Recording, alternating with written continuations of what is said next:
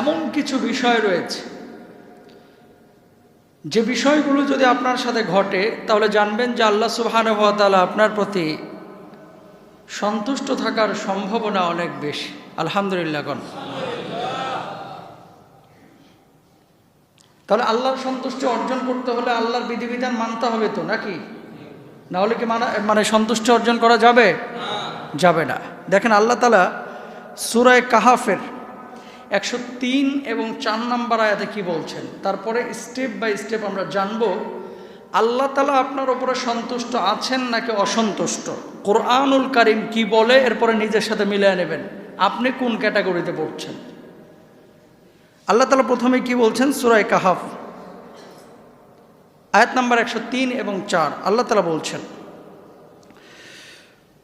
قُلْ هَلْ نُنَبِّئُكُمْ بِالْأَخْسَرِينَ أَعْمَالًا الَّذِينَ ضَلَّ سَعْيُهُمْ فِي الْحَيَاةِ الدُّنْيَا وَهُمْ يَحْسَبُونَ أَنَّهُمْ يُحْسِنُونَ صُنْعًا। রব্বুল আলামিন বললেন, আমি কি তোমাদেরকে সেই সংবাদ দিব না কর্মে যারা ক্ষতিগ্রস্ত, আল্লাযীনা দাল্লা সাইয়ুহুম ফিল হায়াতিদ দুনিয়া, যাদের প্রচেষ্টা ব্যর্থ হয়েছে দুনিয়ার বুকে, ওহুম ইয়াহসাবুনা আন্নাহুম ইউহসিনুনা সুনআ, কিন্তু ওই মানুষগুলো মনে করে দুনিয়ার বুকে আমি ঠিকই আছি, আমার কাজগুলো ঠিকই আছে। এমন লোক আছে না নাই? আপনার আশপাশে এমন অনেক লোক দেখতে পাবেন, আকাম কুকাম আজে বাজে যত ধরনের পাপ আছে সব পাপ করে, সব হারাম কাজে জড়িয়ে পড়ে, হারাম উপার্জন করে, হারাম খায়, কবিরা গুনাহ করে, বড় বড় গুনাহের মধ্যে লিপ্ত আছে। ওই মানুষটাকে যদি আপনি বলেন, ভাই আপনি যে কাজগুলো করছেন এই কাজগুলো তো ঠিক না, ওই মানুষ বলবে, বেটা জ্ঞান দিতে আসিস না, তোর চাইতে আমি কম বুঝি না। আছে না নাই?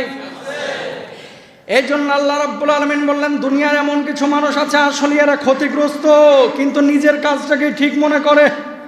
আল্লাহ কি বলল, নবী কি বলল, এগুলোর ধার ধারে নেতাই বলছে, এই জন্য আমল করা শুরু করে, চুপ করে বসে রয়েছে। অন্ধভক্ত এরকম আছে না নাই? নেতা বলেছে এই জন্য এখন ভালো হোক মন্দ হোক আমি এটা করবই, কারণ কি আমার নেতা বলেছে। এবার বন্ধুরা আমার, আল্লাহ আপনার উপরে সন্তুষ্ট আছেন কিনা খেয়াল করেন। রব্বুল আলামিন কি বলছেন? আল্লাহ রাব্বুল আলামিন বলছেন, 1 নাম্বার